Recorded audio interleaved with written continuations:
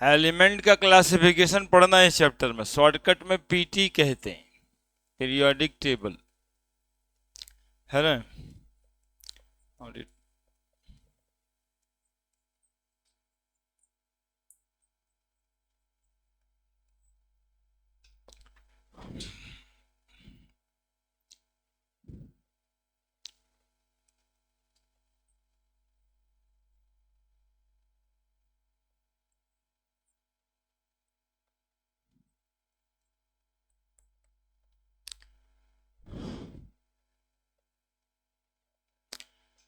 देखिए, periodic table या classification of element, तो सबसे पहले समझिए कि टेबल क्यों बनाया जाता है, टेबल क्या है, टेबल बनाया कैसे जाता है। तो टेबल जब कभी बनाए होंगे आप, टाइम टेबल बनाए होंगे, तो टाइम टेबल बनाने के समय में दो तरह का लाइन खींचा जाता है, एक हॉरिजेंटल लाइन और एक वर्टिकल लाइन, है ना। टेबल बनाते हैं हम लोग तो ऐसे ऐसे पहले खींच देते हैं और फिर ऐसे ऐसे इसको काट देते हैं, यही टेबल बनाने का तरीका है।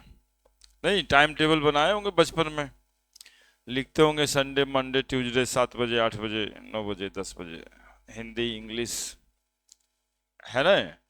इससे फायदा क्या होता है कि यहाँ पे 7 क्लास, यहाँ पे 6 डेज, तो 7 × 6 यानी 42 इंफॉर्मेशन, अलग अलग 42 इंफॉर्मेशन होता है कि बुधवार को सुबह में 8 बजे जो है मैथ का क्लास है, बृहस्पतिवार को 10 बजे इंग्लिश का क्लास है, तो ये अलग अलग 42 इंफॉर्मेशन दिमाग में जाता है। लेकिन यदि टैबलेटेड फॉर्म में इसको लिख दिया जाए, तो टैबलेटेड फॉर्म में लिख देने से इसमें मात्र 7 इंफॉर्मेशन दिमाग में जाता है। और एक दिन नहीं, जैसे ऐसे ऐसे बनाते थे, ऐसे ऐसे इंग्लिश हो गया तो यहाँ भी इंग्लिश है, यहाँ भी इंग्लिश, यहाँ भी इंग्लिश, एक ही इंफॉर्मेशन रोज कैरी कर देते हैं। तो टेबल बनाने का मतलब होता है कि प्रॉपर्टीज जो रिपीट होगा वो आसानी से रिमेंबर हो जाए। यहां भी यही बात है, पीरियोडिक टेबल बनाया क्यों गया, हमारी बातें ये हो रही है कि जब एलिमेंट्स का डिस्कवरी हो रहा था, पहले 9 हुआ, फिर 20 हुआ, फिर 40 हुआ, फिर 60 हुआ, अभी 118 तक है। लेकिन ये 9 एलिमेंट था, लेकिन 3 ही तरह की प्रॉपर्टीज थी, 9 अलग अलग इंफॉर्मेशन को छोड़ के मात्र 3 इंफॉर्मेशन में आपको बातें याद हो गई, है ना। तो टेबल बनाया जाता है easy to remember the properties, यहां पर बताएंगे तो ऑफ एलिमेंट कह देंगे, है ना। पीरियड टेबल, वाई भी फॉर्म पीरियडिक टेबल, जरूरत क्या था इसका, तो कह देंगे कि प्रॉपर्टीज ऑफ एलिमेंट्स को इजीली रिमेंबर रखने के लिए पीरियोडिक टेबल बनाया गया था। क्लियर है बात। इसमें पीरियोडिक जो वर्ड है वो क्या कहता है, पीरियोडिक वर्ड वहां पे इस्तेमाल होता है जो कुछ रिपीट हो after certain interval of number, या सर्टेन इंटरवल ऑफ टाइम, या सर्टेन इंटरवल ऑफ डेज, जो भी प्रॉपर्टीज कुछ समय बाद रिपीट हो जाता है उसको हम, उस प्रॉपर्टीज को हम कहते हैं पीरियोडिक प्रॉपर्टीज, है ना। जैसे ये आपका केमिस्ट्री वाला पीरियड है, ये हर 48 आवर के बाद रिपीट होता है ना। आज भी 7:30 बजे यहाँ पे, अब 48 घंटा के बाद फिर यहीं पे रहिएगा, दैट इज केमिस्ट्री का पीरियड है। तो पीरियोडिक मतलब जो प्रॉपर्टीज अपने आप को क्या करे, रिपीट करे after certain interval of number time, ठीक है। और टेबल का मतलब समझ ही रहे हैं, ठीक है। तो टेबल में दो चीज होता है, अब इसको लिखेंगे या डिफाइन करेंगे। टेबल में दो चीज होता है, ये हॉरिजेंटल कॉलम होता है और ये वर्टिकल ग्रुप्स होता है ना। हॉरिजेंटल कॉलम होता है इसमें, हॉरिजेंटल कॉलम और ये वर्टिकल ग्रुप होता है। ऊपर से लिखना था, यानी कि टेबल बनता किस चीज से है, तो बोलेंगे horizontal column and vertical group consist A table. पूछा जाता है ना सवाल, आज के पीरियोडिक टेबल में कितना ग्रुप और कितना पीरियड है, तो आज के टेबल में 18 ग्रुप और 7 पीरियड है ना। पीरियोडिक टेबल में अभी 18 ग्रुप है और 7 पीरियड है।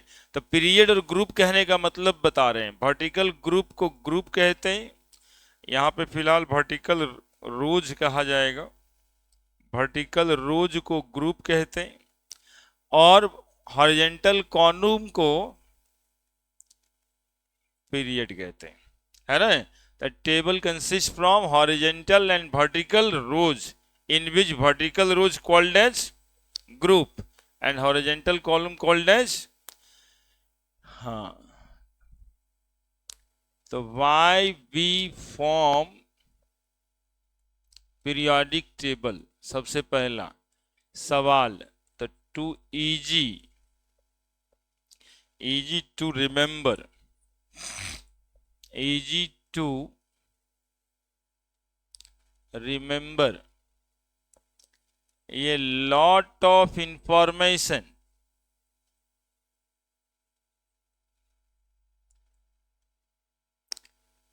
in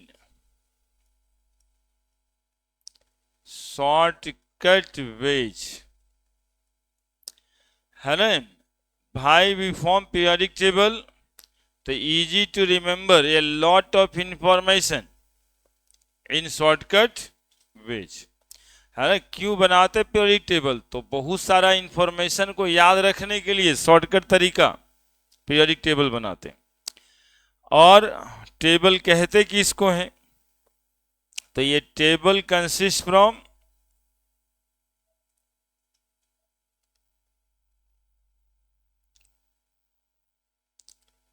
vertical rows and horizontal column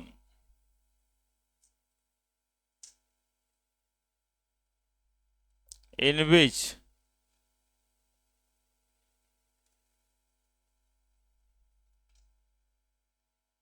horizontal column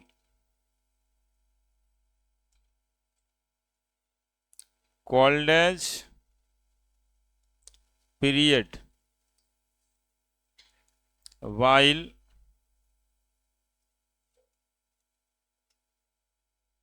vertical column या rows called as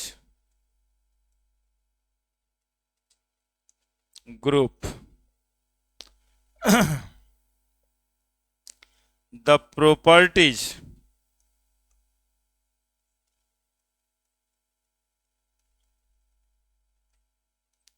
which repeats after certain interval of time or number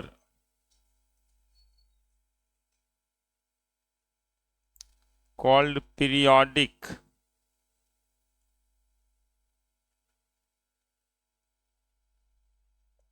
Properties which repeat after certain interval of time या number called as periodic properties. देखिए एक एक अक्षर को define किए, vertical rows, horizontal column, periodic क्यों नाम है, टेबल क्यों नाम है।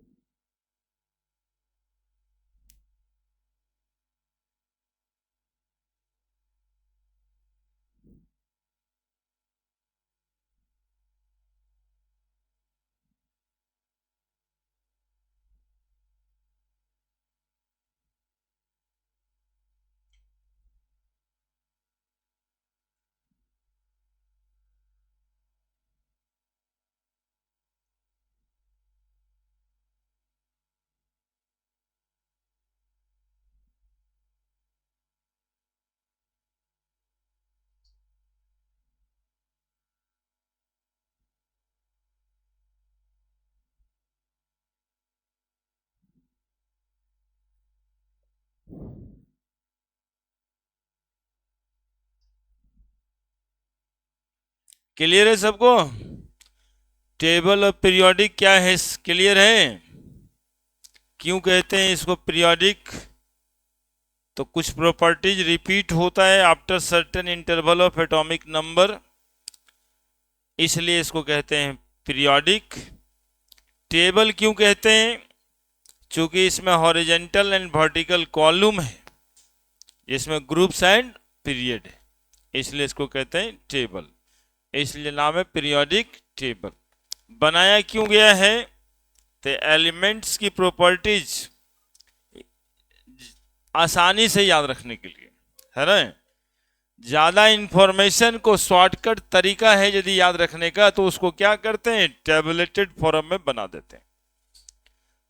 जो इंफॉर्मेशन यहाँ वहाँ है, वो इंफॉर्मेशन को एक जगह पे कलेक्ट करके एक टेबुलेटेड फॉर्म में बना देने से इंफॉर्मेशंस आसानी से याद हो जाता है। ठीक है,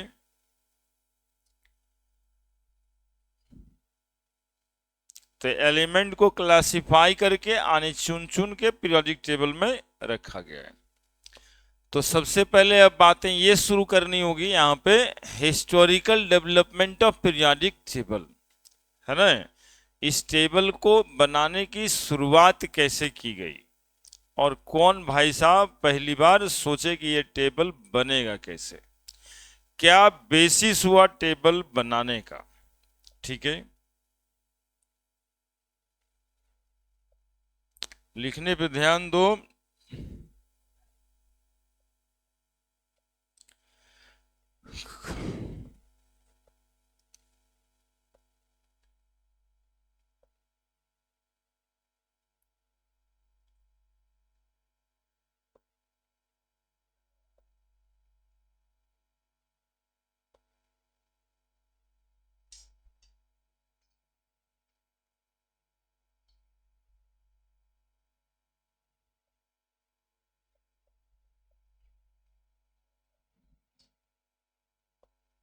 हो गया होगा। हिस्टोरिकल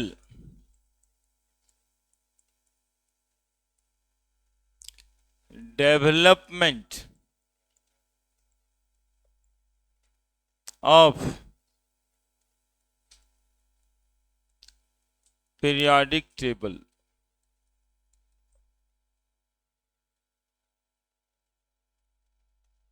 है ना, मतलब टेबल का हिस्ट्री लेना है। सबसे पहले भाई साहब थे, हाँ,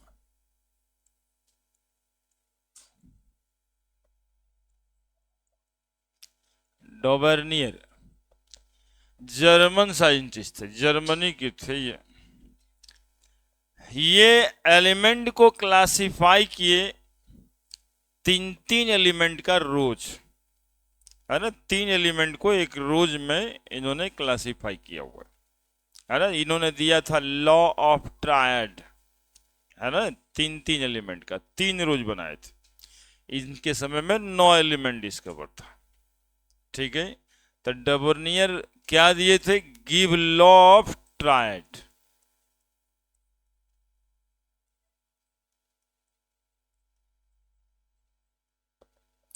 ट्रायड का मतलब तीन है, तीन एलिमेंट का रोज बनाए एटॉमिक मास के बढ़ते हुए।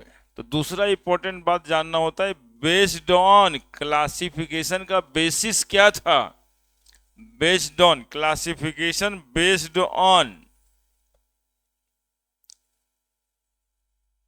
Classification, classification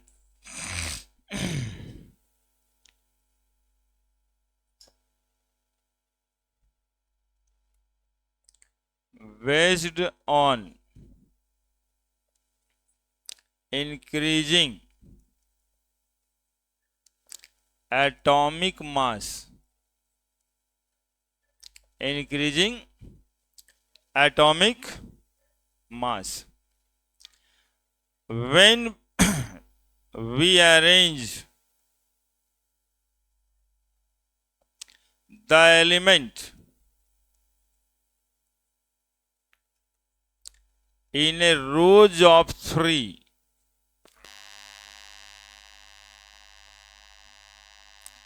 in increasing atomic mass,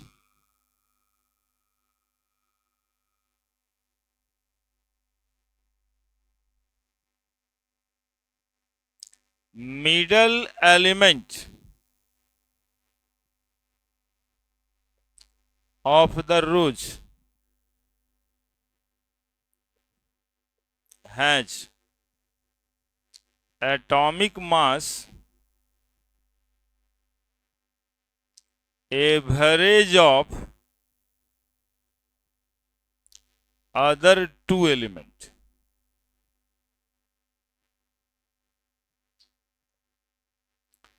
ये था इनका लॉ कि जब हम एलिमेंट को उसके बढ़ते हुए मास से अरेंज करते हैं तो मिडल वाला एलिमेंट का एटॉमिक मास बाकी दोनों के एवरेज वैल्यू रखता है। वही लिखें, when we arrange the element in a rows of 3 in increasing atomic mass, middle element of the rows has atomic mass average of other two element. समझे बात को? 3 एलिमेंट का एक रोज बनाएंगे बढ़ते हुए एटॉमिक मास से, तो हम देखेंगे कि बीच वाला एलिमेंट का जो एटॉमिक मास है वो बाकी दो एलिमेंट के एटॉमिक मास का एवरेज वैल्यू रखता है। That is law of triad. देखिए फिर बताते हैं।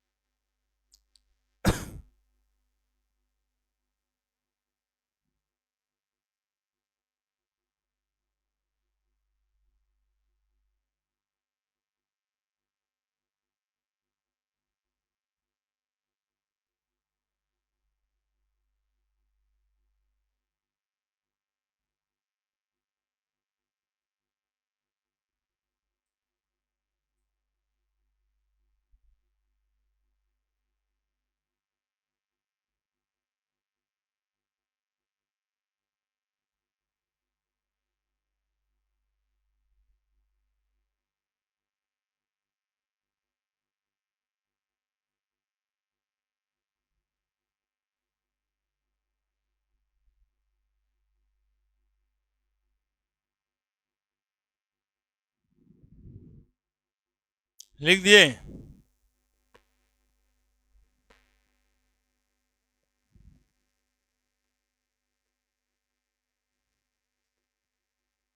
अब देखिए इनका एग्जाम्पल। एग्जाम्पल एलिमेंट रखे लिथियम, लिथियम के बाद सोडियम और सोडियम के बाद पोटेशियम। इस एलिमेंट का एटॉमिक मास लिथियम का 3 होता है, तो मास इसका वैसे तो 7 होता है, और पोटेशियम का मास 39 होता है ना? यहां पे नहीं लिख करके यहां पे लिखना चाहिए। पीरियोडिक टेबल में इसका मास होता है 7, इसका मास होता है 39। तो बच गया बीच में कौन सा एलिमेंट? सोडियम। तो सोडियम एलिमेंट का एटॉमिक मास इन्होंने जैसा बताया वैसा आना चाहिए। कितना? 39 + 7/2 है ना? Average of other 2। तो एटॉमिक मास इसका 7, इसका 39, दैट इज 46/2 बराबर 23। और सोडियम का एटॉमिक मास तो 23 होता ही है क्या? That is law of tried. एक ट्राइड बना दिए, और ट्राइड बनाने का मतलब क्या था? ये तीनों एलिमेंट की प्रॉपर्टी सिमिलर होगी, यानी जो प्रॉपर्टी लिथियम दिखाएगा वो सोडियम भी दिखाएगा और वो पोटेशियम भी। जैसे एग्जांपल तुम लोग देखो, lithium react with oxygen and form lithium oxide, formula Li2O। then sodium also react with oxygen and form Na2O. Formula is Na2O. Potassium also react with oxygen and form K2O. देखो फायदा यही हुआ, एक element के बारे में हमें पता है लिथियम ऑक्सीजन से कैसे रिएक्ट करता है, और सोडियम के बारे में खुद ब खुद पता चल गया, पोटेशियम के बारे में खुद पता चल गया। क्यों पोटेशियम ऐसा रिएक्ट करता है? क्योंकि लिथियम भी ऐसा करता है ना। ये तीनों एलिमेंट की वैलेंसी एक है, तभी तो एक ऑक्सीजन एटम से कंबाइन किया है। ऑक्सीजन की वैलेंसी 2 है, इस वजह से ऑक्सीजन 2 एटम से कंबाइन किया है। लेकिन लिथियम, सोडियम और पोटेशियम ये सब की वैलेंसी कितनी है? 1। ये सिमिलर प्रॉपर्टीज है। और भी बातें, lithium react with chlorine Cl2 and form LiCl. Sodium also react with chlorine in same manner and form NaCl. और potassium also react with chlorine and form KCl। तो देखो ये फायदा है पीरियोडिक टेबल या ये टैबुलेटेड फॉर्म में लाने के लिए। फायदा ये है कि प्रॉपर्टीज आप एक का पता करें, बाकी सबकी प्रॉपर्टीज सेम सेम हो जाएगी। दूसरा एलिमेंट देखिए, अब दूसरा रोज बनाए, बेरिलियम, मैग्नीशियम, कैल्शियम। बेरिलियम का एटॉमिक नंबर उस समय 8 ही रखा था, अभी 9 है, थोड़ा सा चेंजेज हुआ मेंडलीफ साहब, मोस्ले साहब। कैल्शियम का कितना? 40। मैग्नीशियम का देखिए 40 + 8 बटा 2 कितना आएगा? 48/2, 24। और मैग्नीशियम का एटॉमिक नंबर 24 ही है, क्योंकि इसका बेसिस ही यही था कि जो एलिमेंट हम अरेंज करें वो ऐसा अरेंज करें कि मिडिल वाला एलिमेंट का एटॉमिक मास बाकी के 2 एलिमेंट का एवरेज वैल्यू आ जाए। तो एक ये हो गया आपका, दूसरा ये हो गया, और तीसरा फ्लोरीन क्लोरीन वाला था।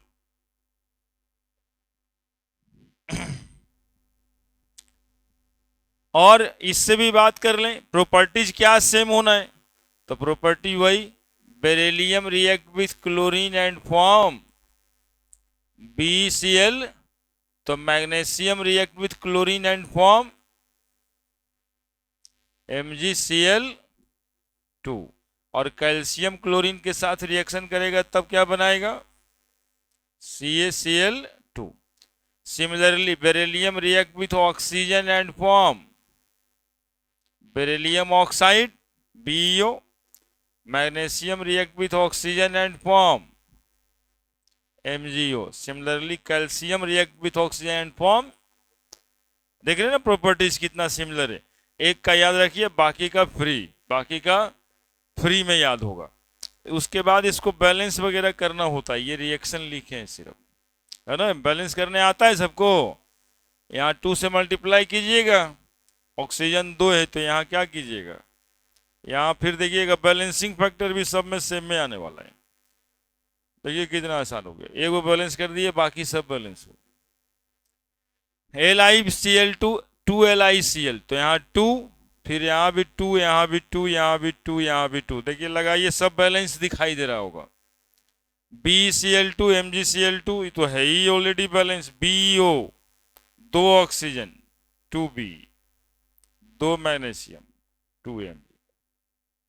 ठीक है। एक तीसरा ट्राइड भी इनका था, ये वाला, फ्लोरीन, क्लोरीन और ब्रोमीन।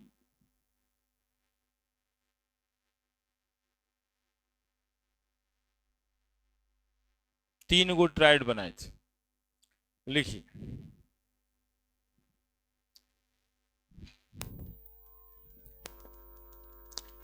तीन गो ट्राइड बनाए और तीनों में क्या प्रॉपर्टी सेम था ये भी बता दी।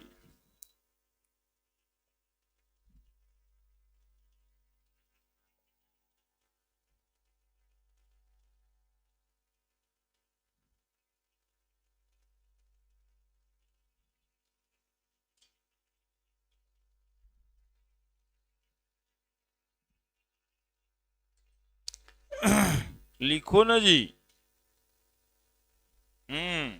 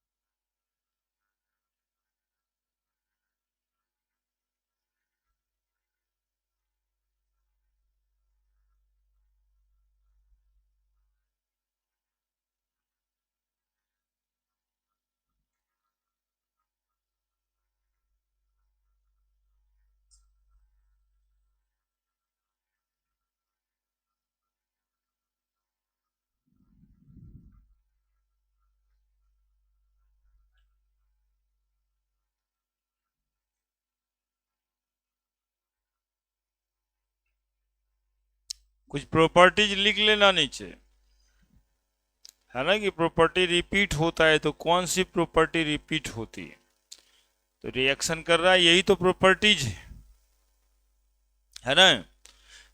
तीन गो एलिमेंट है, तीनों की क्या लिखे हैं, ये प्रॉपर्टीज ही ना लिखे हैं। इसी के ना बेसिस पे यही आसान करने के लिए बनाया गया है। ये तो अलग अलग एलिमेंट से अलग अलग रिएक्शन होगा और ढेर सारा रिएक्शन हो जाएगा, तो वो रिएक्शन का एक पैटर्न समझ में आ जाता है, इसलिए एलिमेंट को एक साथ रखा गया है।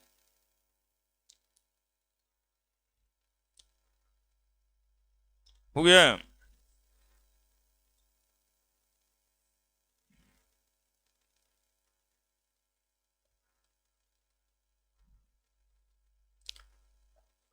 अब इनके बाद दूसरे साइंटिस्ट आए, न्यूलैंड,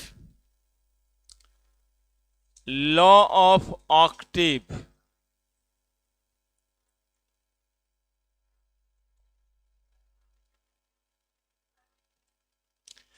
लॉ ऑफ ऑक्टेव दिए ये, यानी न्यूलैंड साहब आए दूसरे डबर्नियर साहब के बाद, और इन्होंने give law of Octave,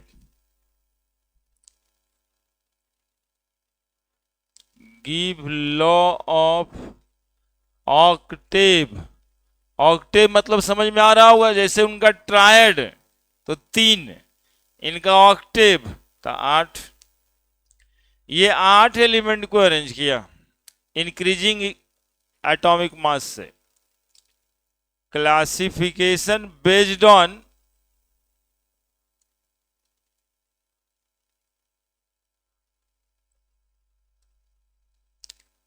increasing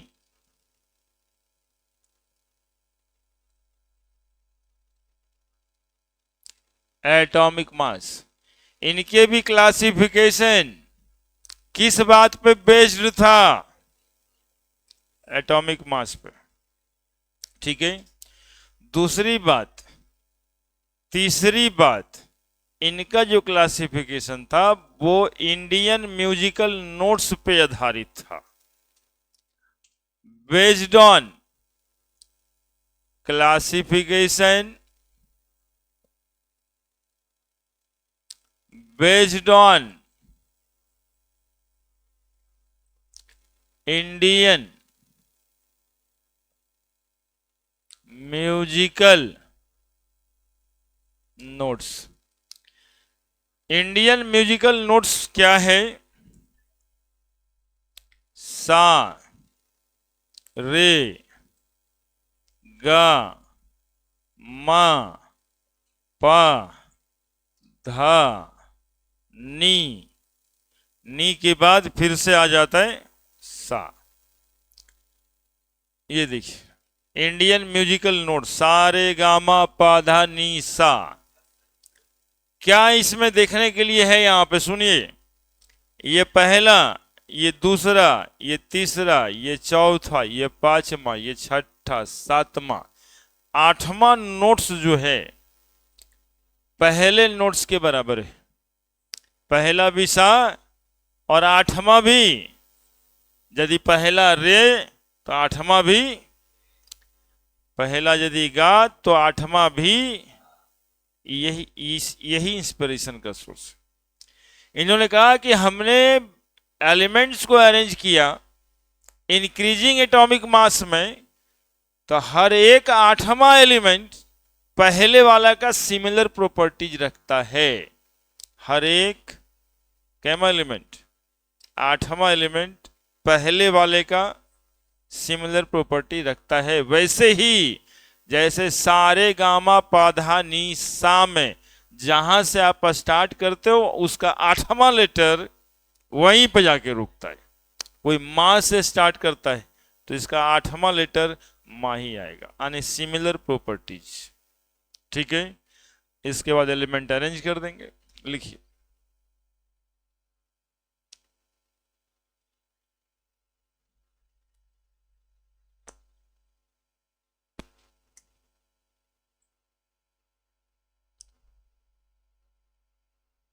बता दें।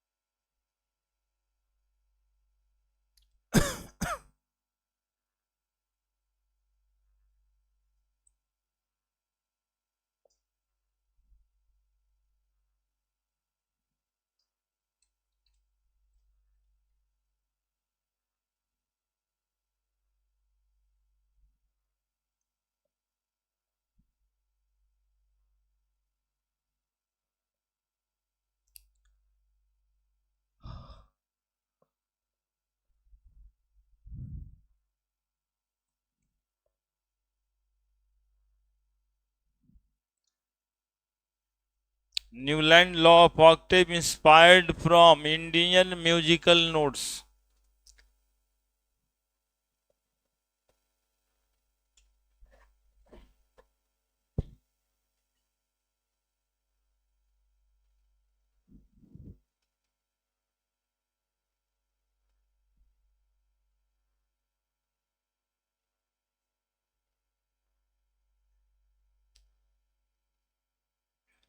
हो गया।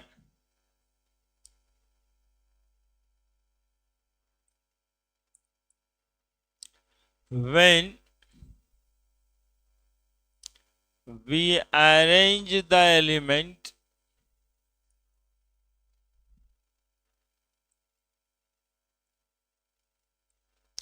according to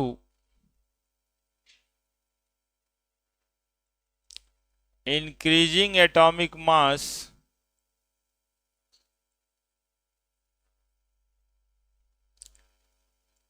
every eighth element shows similar properties of first element। ये है law of Octave. When we arrange the element according to increasing atomic mass, जब हम एलिमेंट को उसके बढ़ते हुए एटॉमिक मास के हिसाब से अरेंज करते हैं, हर आठवां एलिमेंट पहले एलिमेंट के सिमिलर प्रॉपर्टीज को रखता है। सुनिएगा, देखिएगा कैसे। एग्जाम्पल एग्जाम्पल यहां पे lithium, beryllium, boron, carbon, nitrogen, oxygen, fluorine and then after sodium. इसका एटॉमिक मास 7, 9, 11, 12, 14, 16, 19, 23। देखिए तो आप, पहला, दूसरा, तीसरा, चौथा, पांचवा, छठा, सातवां और ये आठवां की प्रॉपर्टी किसके बराबर? पहला के बराबर। सोडियम लिथियम की प्रॉपर्टीज को बराबर रखता है ना। Magnesium 24, aluminium 27, silicon 28, phosphorus 31, sulphur 32, chlorine 35.5। उसके बाद पोटेशियम 39, कैल्शियम 40। हर एक आठवां एलिमेंट, यदि कार्बन से पहला शुरू करते तो आठवां एलिमेंट सिलिकॉन आएगा। तो कार्बन की property similar to silicon, nitrogen की प्रॉपर्टी सिमिलर टू फास्फोरस। लिखिए।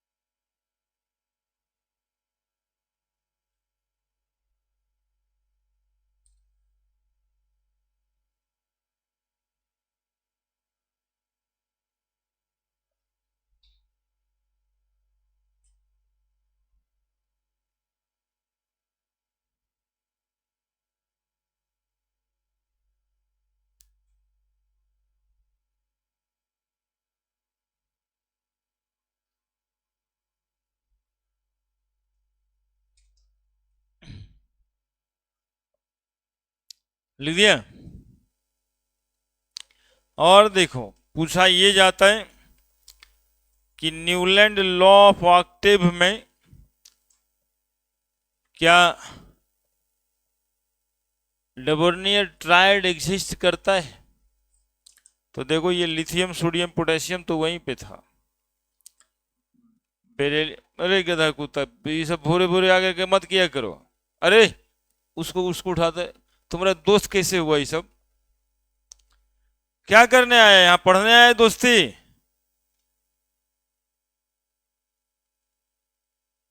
कैसे दोस्त बनाया है तुम्हें सबको?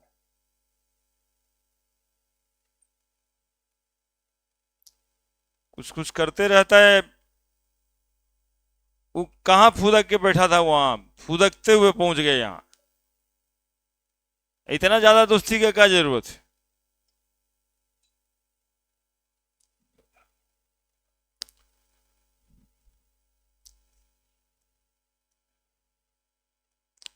मैग्नीशियम लिखे थे यहाँ 24। तो देखिए यहाँ पे बातें क्या हुआ कि न्यूलैंड लॉ ऑफ ऑक्टेड में डेबोनियर का ट्राइड एग्जिस्ट करता है या नहीं, तो कर रहे हैं। ठीक है, वहां पे भी कर रहे हैं। क्लोरीन यहां पे जब एलिमेंट आएगा, जैसे एल्युमिनियम के नीचे एलिमेंट आएगा ना, तो बाल गंगा इंडियन तिलक ये वाला एलिमेंट एक्चुअली में उस समय डिस्कवर्ड नहीं हुआ था। ये वाला एलिमेंट डिस्कवर्ड नहीं हुआ था, स्कोप लिमिटेड था ना। फिर कल बारात यहाँ पे बी आर और यहाँ पे आई। डेबोनियर साहब के ट्राइड में ये 3 एलिमेंट था, फ्लोरीन नहीं था। शायद पिछले बार देखो फ्लोरीन लिखवा दिए, तो फ्लोरीन काट कर करके क्लोरीन ब्रोमीन आयोडीन कर देना, है ना। फ्लोरीन ना था, वो गलती से लिखवा देते हैं, तुम लोग को आसान लगे इसलिए लिखवा देते हैं कि याद कर ले। लेकिन एग्जैक्ट बात करें तो क्लोरीन ब्रोमीन आयोडीन था। आयोडीन का एटॉमिक मास 127, 127 प्लस 35.5/2, 7 5 12 2 बच गया 1, 3 2 5 1 6 और 1/2, करीब करीब 2 से भागा पड़ेगा तब ना 80 आएगा।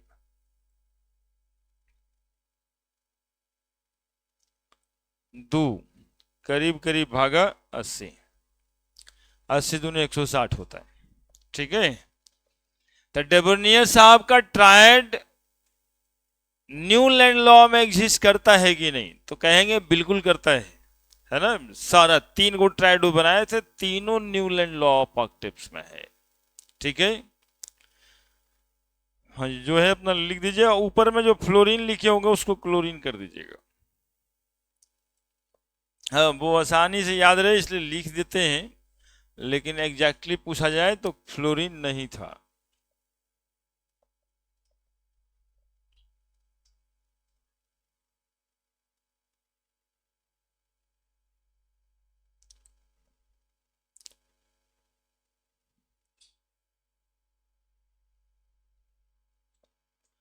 आगे बढ़े तो हम लोग कहेंगे कि debonair law of triad also exist in Newland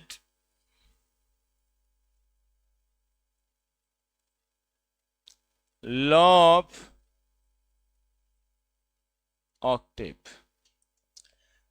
पूछा जाएगा कि क्या दोनों में एग्रीमेंट बना था पहले से, दोनों एक दूसरे को क्या गलती कहे या सही कहे।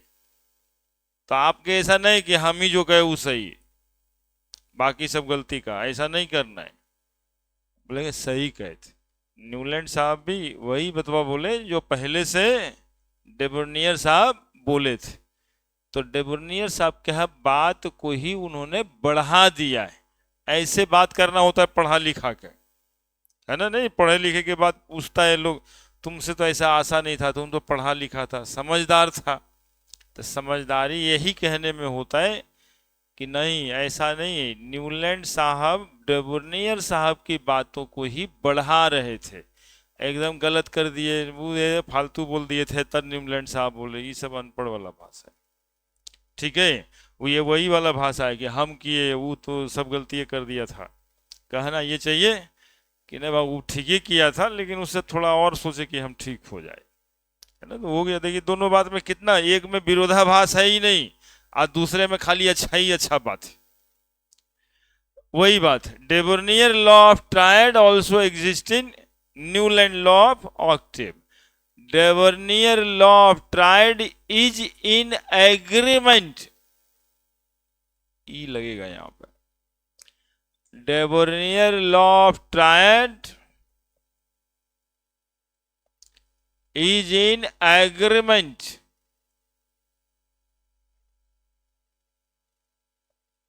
with Newland law of octave।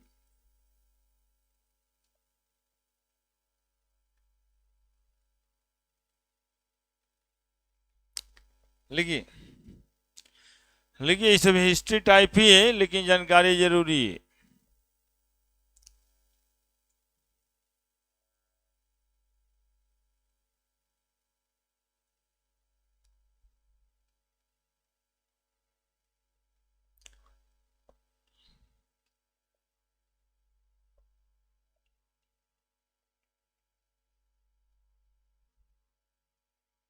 Agreement लिखें, डबल ई।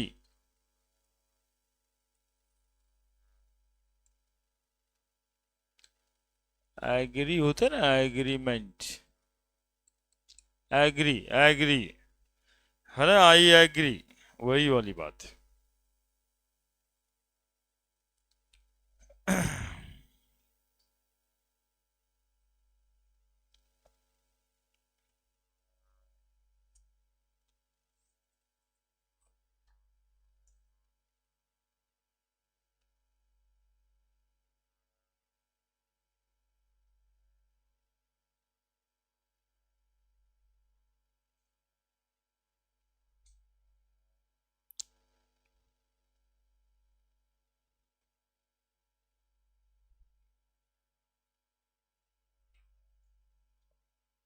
हो गया। इसके बाद एक तीसरे साइंटिस्ट आया, जिनका जिक्र शायद आप लोग पहले का किताब में न है, लूथर मेयर साहब, है ना, कर्व दिए थे। तो अगला तीसरा हिस्ट्री इनका ऐसा है, Luther mayor curve. Luther mayor curve, ये भाई साहब एलिमेंट्स को ग्राफिकली रिप्रेजेंट कर दिए, है ना, ग्राफ बनाए एलिमेंट्स के लिए कि Luther mayor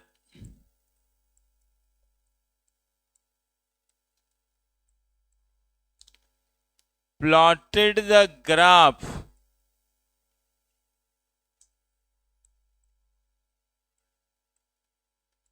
in between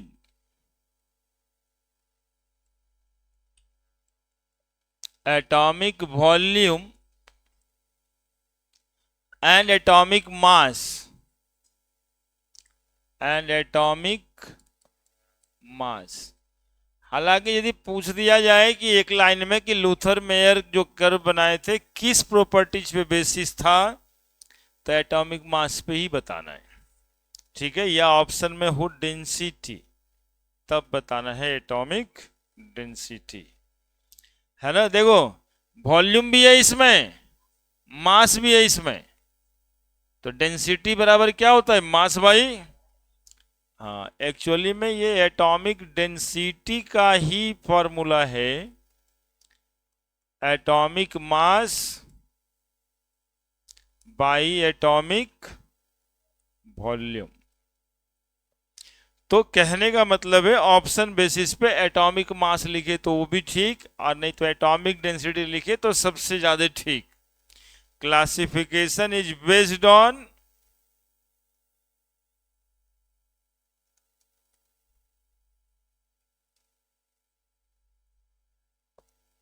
atomic density of element. लेकिन अब ऑप्शन वाला क्वेश्चन बनाते हैं आप, और उस ऑप्शन में एटॉमिक डेंसिटी नहीं है, तो आप एटॉमिक मास टिक लगा सकते हैं। ठीक है, हालांकि इन्होंने एटॉमिक डेंसिटी ही निकाला था, है ना। ग्राफ जब आप एटॉमिक मास और वॉल्यूम का बनाएंगे तो जो निकल के आएगा वो क्या आएगा? फिजिक्स तो पढ़ ही रहे हैं, डिस्टेंस और टाइम का ग्राफ आप बनाए ही होंगे अभी तक। तो डिस्टेंस और टाइम का ग्राफ जब बनाते हैं तो ये जो यहाँ पर आता है वो क्या बताता है? स्पीड बताता है। तो यदि हम एटॉमिक वॉल्यूम और एटॉमिक मास का ग्राफ बताएंगे, यहाँ पे एटॉमिक वॉल्यूम और एटॉमिक मास का ग्राफ बताएंगे, तो यहाँ जो प्रॉपर्टीज निकल के आएगा वो क्या निकल के आएगा? एटॉमिक डेंसिटी, है ना। तो भाई साहब ग्राफ खींचे हैं, लोथर मेयर जैसा नाम है वैसे ही काम किए हैं, लोथर मेयर। इतना भारी हो गया इनका क्लासिफिकेशन कि क्लासिफिकेशन भारी हो गया। बचपन को ग्राफ ऐसे ही भारी लगता है। तो बोले भाई काम क्यों हो रहा है? तो बोले आसानी से प्रॉपर्टी याद रखने के लिए। बोले आप क्या कर रहे हैं?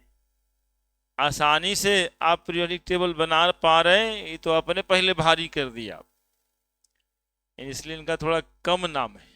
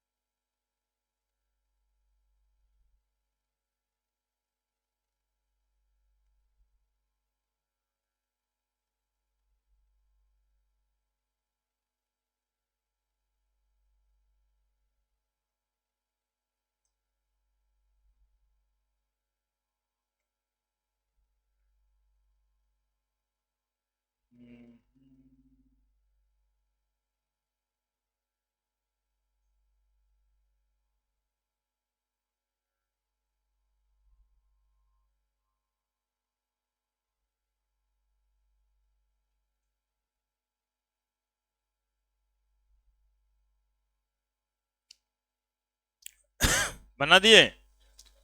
अब इनका थोड़ा सा कर्व देखना पड़ेगा, लोथर मेयर साहब का कर्व। ये जो ग्राफ खींचे हैं ना बाबू, ग्राफ ही जो है ना कर्व नेचर का आया है, इसीलिए कहा जाता है लोथर मेयर कर्व, है ना। कर्व क्या है? तो graph in between atomic volume and atomic mass, the graph which obtain on it properties are curve, इसीलिए नाम रख दिया लोथर मेयर का कर्व। ठीक है, कर्व का मतलब तो समझते ही होंगे बड़े। लोथर मेयर का कर्व देखिएगा, यहां पे कर्व बताते हैं, एक तरफ और एक तरफ। ये इधर में एटॉमिक वॉल्यूम और इधर में एटॉमिक मास।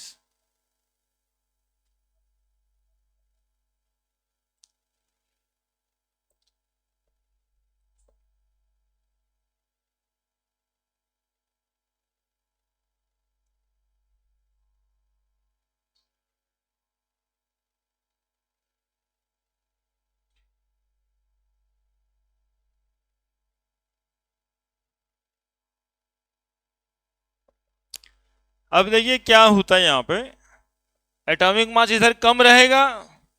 जैसे लिथियम खोजना है तो लिथियम का एटॉमिक मास ज्यादा कि कम? तो कम है तो इधर दिखाई पड़ेगा और धीरे धीरे बढ़ते जाएगा। तो देखिए जो ग्राफ आता है वो इस तरह का नेचर का ग्राफ आता है, इस तरह के नेचर का ग्राफ आता है। ग्राफ तो जगह छोड़ के भाग गया।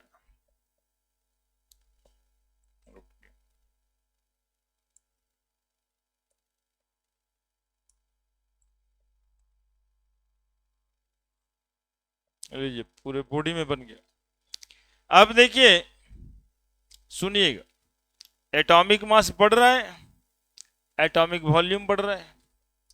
तो ग्राफ खींचने का तरीका तो जान ही रहे हैं, जैसे एटॉमिक मास 7, तो जो उसका एटॉमिक वॉल्यूम है वो यहां आया होगा, लाइक दिस।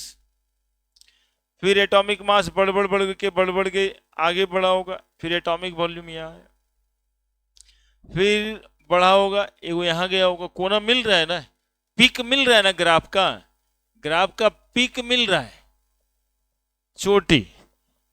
ये पॉइंट कहा जाएगा ग्राफ का सेम वाइब्रेशन का, है ना, जैसे सेम पोजीशन पे ऑक्युपाई कर रहा है। तो जो सबसे ऊंचा वाला पॉइंट है ना, वहां पे जो एलिमेंट मिलता है इनको, lithium, sodium, potassium, rubidium, caesium, अबरी वाला में फ्रेंसियम मिल जाता। देख रहे हैं, पहचानते हैं सबको। ये सब अभी भी एक ही ग्रुप में है, ये सब अभी भी एक ही ग्रुप में है। लोथर मेयर कहते हैं कि एलिमेंट का जैसे जैसे एटॉमिक मास बढ़ता है, उसकी एटॉमिक वॉल्यूम भी बढ़ जाती है। समझते हैं ना, वॉल्यूम है ना, मतलब कि उसका साइज समझिए, रेडियस 4/3 पाई आर क्यू। जैसे जैसे मास बढ़ेगा, वो एटम स्फेरिकल होता है, वो बड़ा होते जाएगा, दैट इज वॉल्यूम बढ़ गया। तो बात सही है, कहाँ 7 प्रोटॉन रखना है, कहाँ 37 प्रोटॉन रखना है, तो बढ़ना ही चाहिए वॉल्यूम, ठीक है। लेकिन नया बात क्या था इसमें कि ग्राफ का पिक जो है वो एक ही तरह के एलिमेंट से ऑक्युपाइड होता है। Peak of the graph occupied by same type of element, lithium, sodium, potassium, rubidium, cesium, and these are called as alkali metal। Property same क्या है कि ये सारे एलिमेंट को हम क्या कह रहे हैं, अल्कली मेटल, और सब एक जैसा है।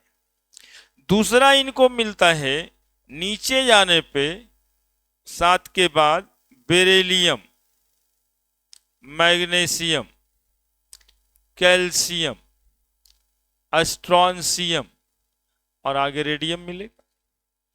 फिर जब ये ऊपर उठते हैं तो इन्हें मिलता है फ्लोरीन, क्लोरीन, ऐसे जाकर के ऐसे उठने पे ब्रोमीन, ऐसे जाके ऐसे उठने पे सेम लोकस आयोडीन। और इसी तरह से इनको सारा एलिमेंट मिल गया। हम 3 एग्जाम्पल देंगे, एक अल्कली मेटल का, एक अल्कलाइन अर्थ मेटल का, और एक हाइड्रोजन का। क्या कहिएगा, peak of the graph occupied by same type of element, lithium, sodium, potassium, rubidium, caesium, and these are called as alkali metals, shows similar properties. Bottom of the graph occupied by same type of element, beryllium, magnesium, calcium, strontium, and these are called as alkaline earth metal, shows similar type of properties. Ascending position of the graph, ascending position of the graph उठते समय, ये देखो क्या बोला जाएगा, ये descending position of the graph.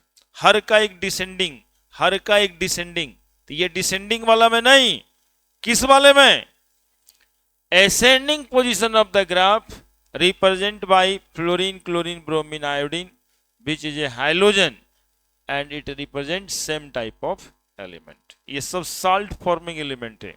किसी में क्लोरीन जुड़ जाए तो साल्ट बन जाता है, किसी में ब्रोमीन जुड़ जाए तो साल्ट बन जाता है, किसी में आयोडीन जुड़ जाए तो वो भी साल्ट बन जाता है, पोटेशियम आयोडाइड, आयोडाइज साल्ट बन जाएगा। बनाइए ग्राफ। फिर यही सब बातें इसमें लिखना है।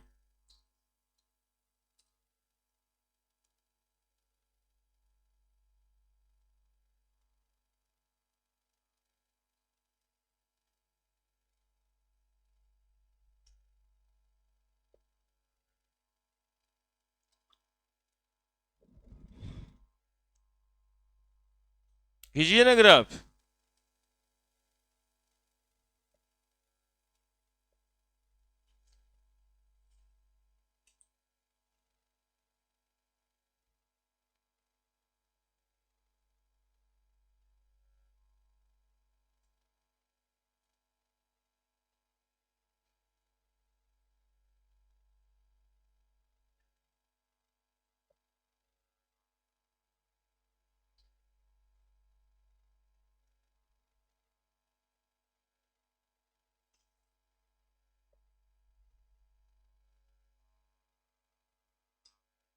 एटॉमिक मास लिख दिए कुछ एलिमेंट का, ताकि आपको पीटी कर्व खींचने में सहूलियत हो। जाइए।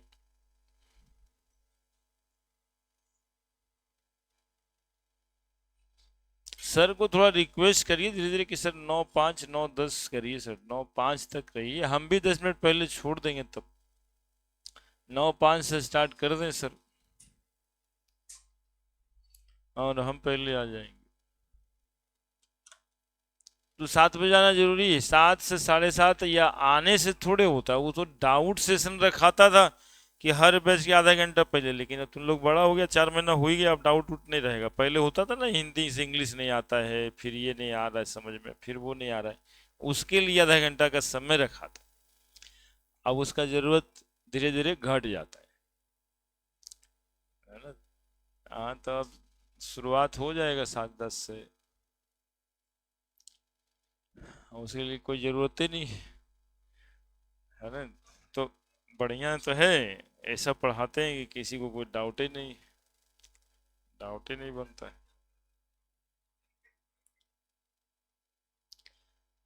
ऐसे रहना चाहिए, अभी नया नया था ना इसलिए डाउट रहता है। 12th में कहाँ ऐसा रहता था, तो उसको 6 बजे शुरू करना है तो 6:05 6:10 में स्टार्ट ही कर लेते। लेकिन 11th का बचपन को डाउट रहता है,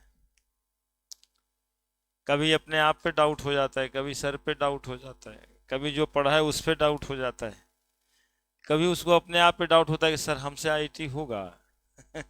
ऐसा सवाल पूछता है।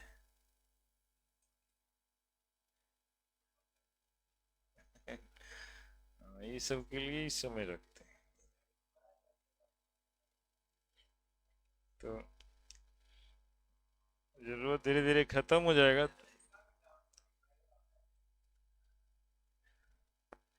अब ये बात यदि बीपीएससी यूपीएससी के लिए होगा तो जनरल साइंस का परीक्षा होता है, उसमें तो एबे करता है। हाँ, सोशल साइंस नहीं आता जनरल साइंस में, लेकिन ये बीपीएससी यूपीएससी में होता है, अभी आईआईटी में नहीं होता है।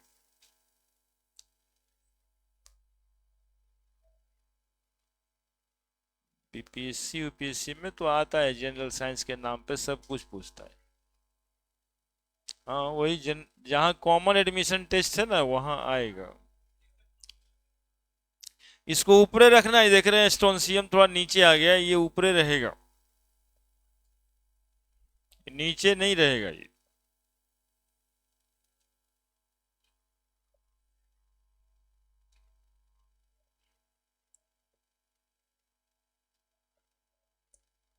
ज्यादा कुछ नहीं है, थोड़ा सा रिपेयर कर देना यदि बना दिया है तो, और क्या।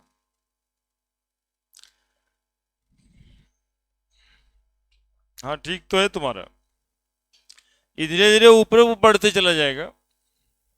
वो नीचे दिखाई देने लगा, हम यहाँ पर देखे कंप्यूटर पे तो दिख रहा है नीचे, नीचे नहीं रहना चाहिए,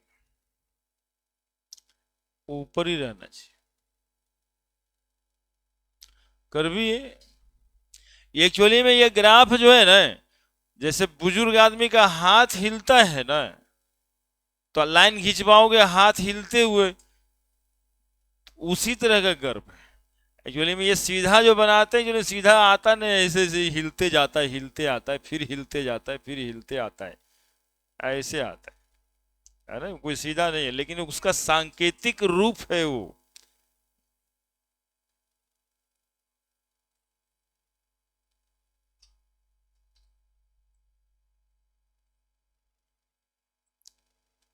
तीन प्रॉपर्टीज लिखना होता है इसमें, ये तीन जो ग्राफ बताएं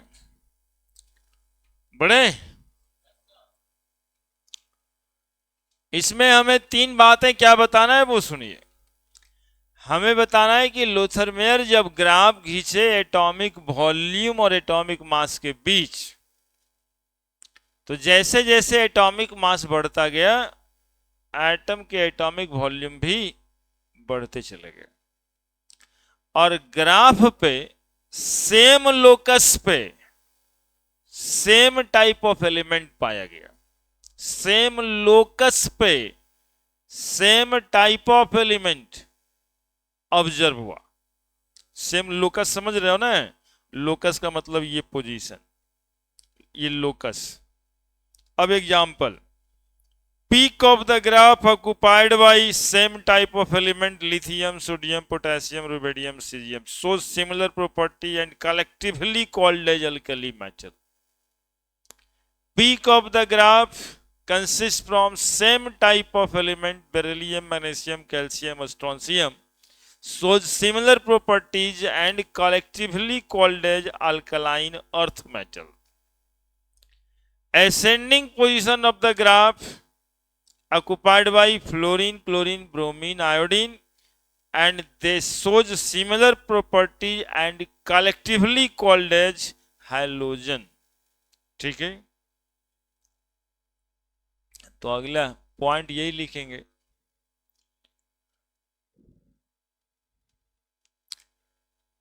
इन Lothar Meyer curve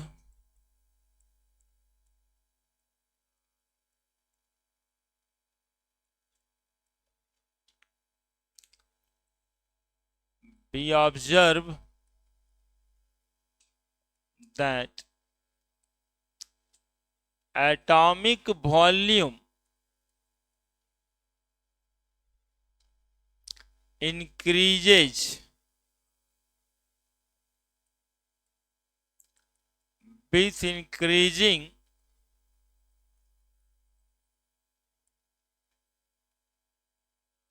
atomic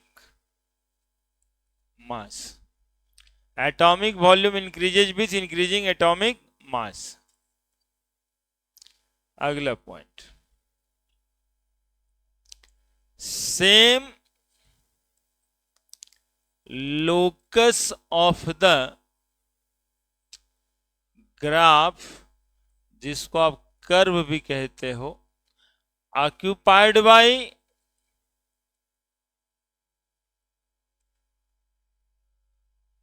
same type of element.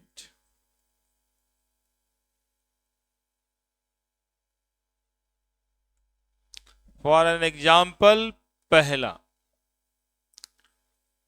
peak of the graph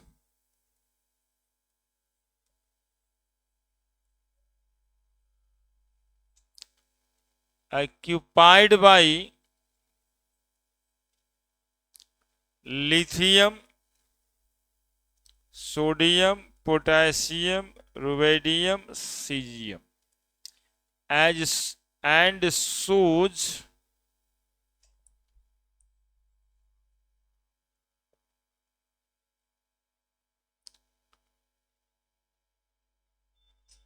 similar properties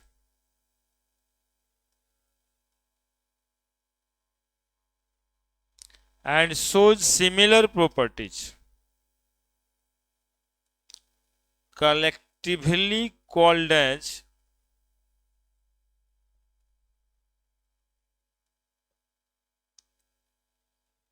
जानते हो कौन मेटल?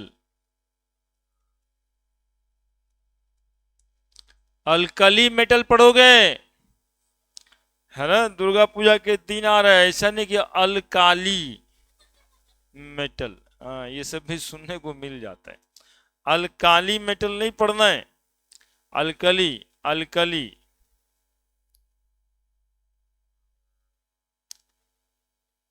यहाँ पे काली कुछ नहीं है, अल्कली। और अल्कली क्या होता है? बेसिक सॉल्यूशन को अल्कली कहते हैं। ये एलिमेंट सब ऑक्सीजन से रिएक्शन करके ऑक्साइड बनाता है, और वो ऑक्साइड अल्कलाइन नेचर का होता है, यानी बेसिक नेचर का होता है।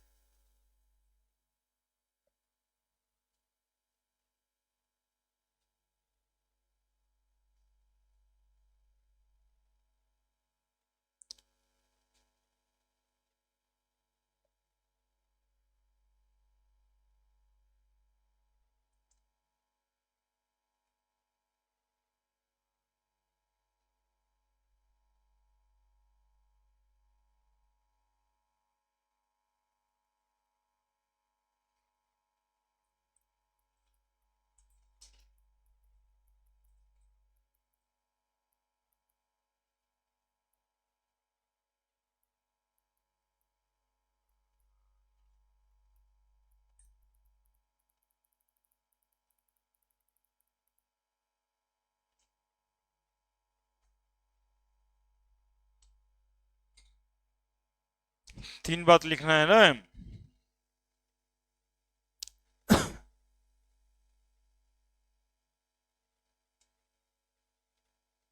अल्कली मेटल क्यों कहते हैं एक लाइन में?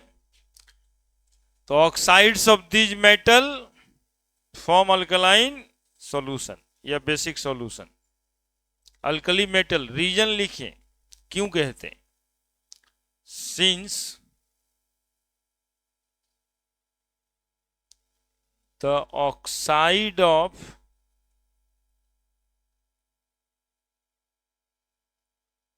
these metal form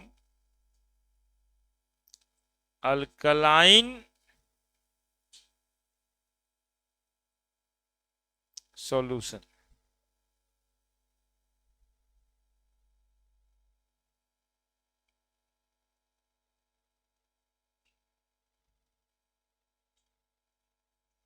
अब जैसे यहाँ पे शॉर्टकट में समझा भी दें, सोडियम है, ऑक्सीजन से रिएक्शन करके सोडियम ऑक्साइड बना दिया। ये ऑक्साइड को पानी में डाल दिए तो ये हाइड्रोक्साइड बना देगा। और ये हाइड्रोक्साइड कैसा नेचर का होगा? बेसिक नेचर का होगा, अल्कलाइन या बेसिक नेचर का होगा। इसी वजह से बोलते हैं अल्कली मेटल, और कहाँ कोई बात है ना। सोडियम मेटल है, ऑक्सीजन से रिएक्शन करके क्या बनाए? ऑक्साइड, पानी में डाल दिया तो अल्कलाइन सॉल्यूशन बना दिया NaOH का। इसीलिए मेटल को क्या बोलेंगे? Alkali metal. समझ आया क्या बोले? लिटमस पेपर होता था एगो, है ना, जिसको रेड लिटमस पेपर में ब्लू हो जाता था, ब्लू लिटमस पेपर पर रेड हो जाता था। तो ये NaOH कुछ सॉल्यूशन जो बनता है ना, मतलब सोडियम ऑक्साइड को पानी में मिला के लिटमस में डाल देते लिटमस पेपर पे, तो रेड लिटमस को वो ब्लू कर देता है, इसीलिए उसको बेसिक सॉल्यूशन कहते हैं। इतनी तो बात है, पूरा लैब मैनुअल। दूसरा हो गया है, और रिएक्शन चाहना तो लिख देना, वो सब खराब बात थोड़े ना कोई लिखते हैं हम, है ना, खराब बात ना कोई लिखते। कॉपी ज्यादा इंफॉर्मेटिव हो, इंफॉर्मेशन आपको ज्यादा हो तो ये अच्छा बात है कि छोड़िए थ्योरी में हम लिख के रिएक्शन ही दिखा देते हैं। ये सब एलिमेंट के साथ वही है, पोटेशियम ऑक्सीजन K2O पानी में डाले KOH। यही पढ़ लोगे ना तो केमिस्ट्री बहुत आसान लगने लगेगा। नहीं तो अब सोडियम के लिए अलग, लिथियम के लिए अलग, पोटेशियम के लिए अलग, तो लगता है कितना के लिए पढ़ेंगे। यहाँ एक ठो के लिए पढ़ेंगे, बाकी सब के लिए तो हो ही जा रहा है। दूसरा, bottom position of the graph और curve occupied by same type of element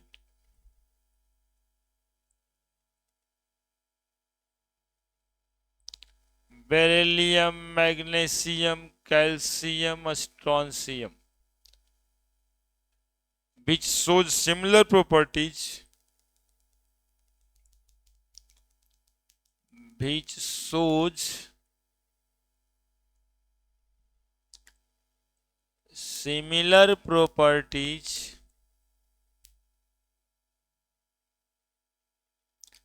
and collectively called as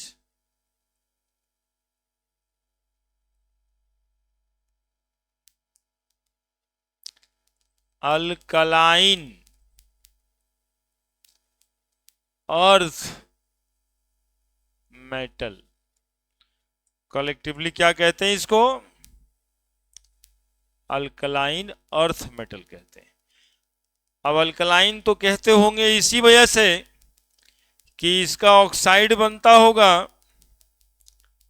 है ना। जैसे कैल्शियम ले लेते हैं, ऑक्सीजन से रिएक्शन करके कैल्शियम ऑक्साइड बनाता है, और ये वाटर में जाएगा तो कैल्शियम हाइड्रोक्साइड बना देगा, समझे। और कैल्शियम हाइड्रोक्साइड को एटमॉस्फेयर में ले जाएंगे, कार्बन डाइऑक्साइड से रिएक्शन कर जाएगा और कैल्शियम कार्बोनेट बना देगा, जिसके बारे में पता है तुमको, इसको लाइमस्टोन कहते हैं। तो मिट्टी बन गया ना जी। मट्टी कैसे बना है, मतलब वेदरिंग ऑफ रॉक से चट्टान टूट टूट के मट्टी बना। तो चट्टान ही का तो फॉर्मूला है कैल्शियम कार्बोनेट, है ना। तो ये एक अल्कलाइन ऑक्साइड तो बनाता ही है, साथ में ये धरती माता का नेचर कैसा है, एसिडिक है कि अल्कलाइन है। धरती माता का मतलब तो समझ ही रहे हैं, ये पृथ्वी ना।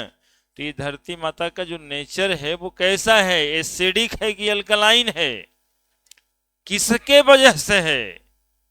Due to the presence of calcium carbonate and magnesium carbonate, some amount of strontium carbonate, barium carbonate, यानी यही वो ग्रुप ऑफ एलिमेंट्स है जिसके वजह से धरती माता का नेचर अल्कलाइन है।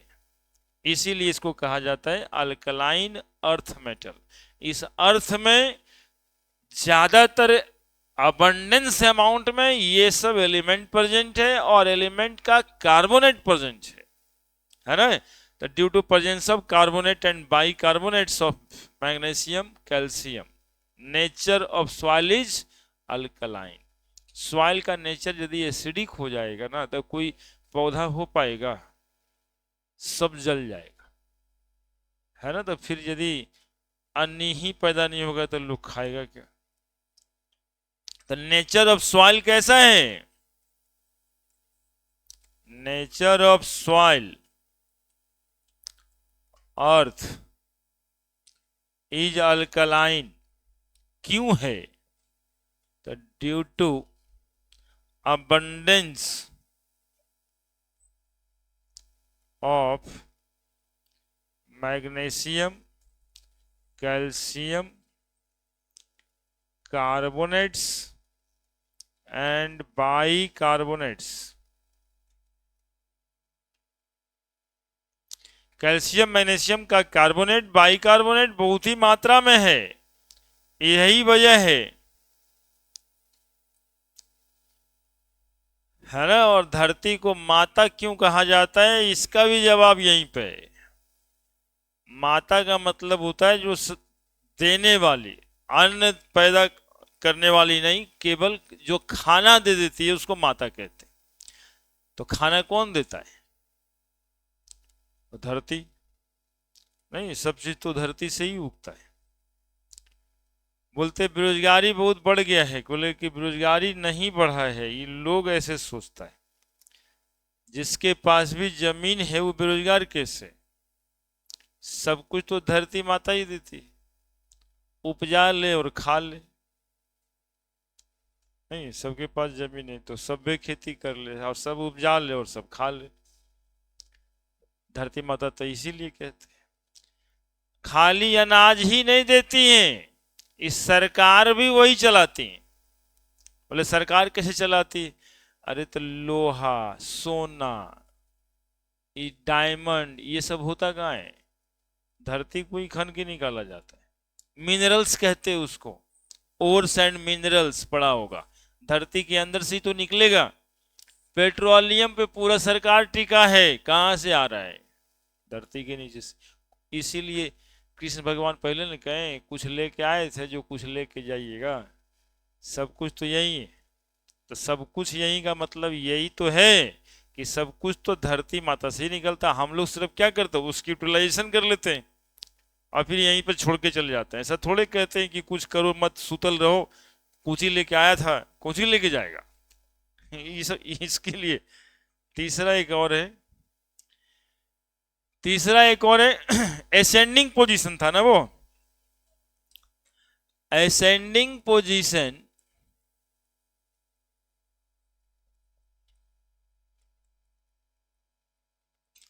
Of the graph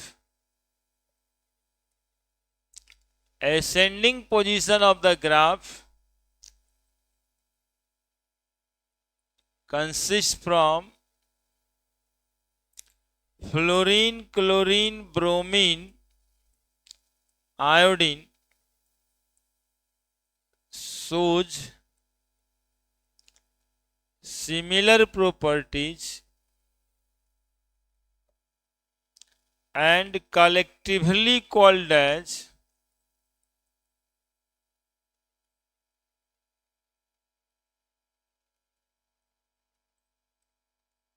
halogen. Collectively called as halogen. Halo में वर्ड है हैलस। हैलस का मतलब होता है साल्ट, और जेन का मतलब है जेनेसिस। जेनेसिस का मतलब होता है फॉर्मेशन।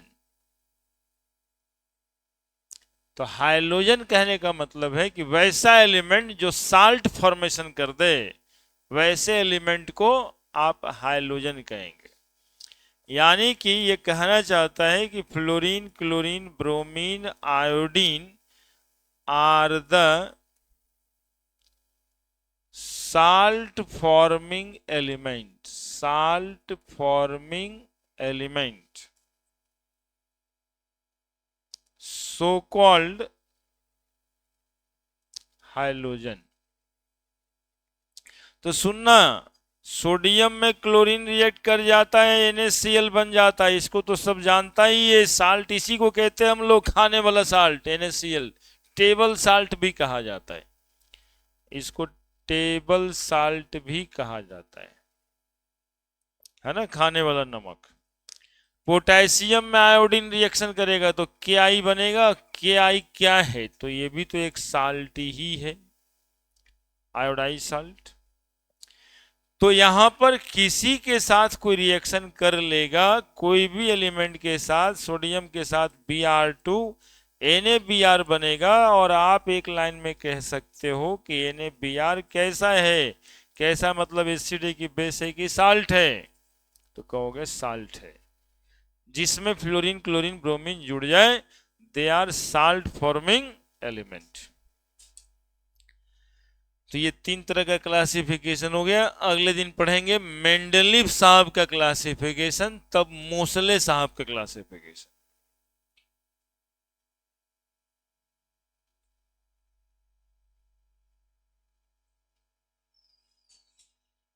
दे दीजिए लाई।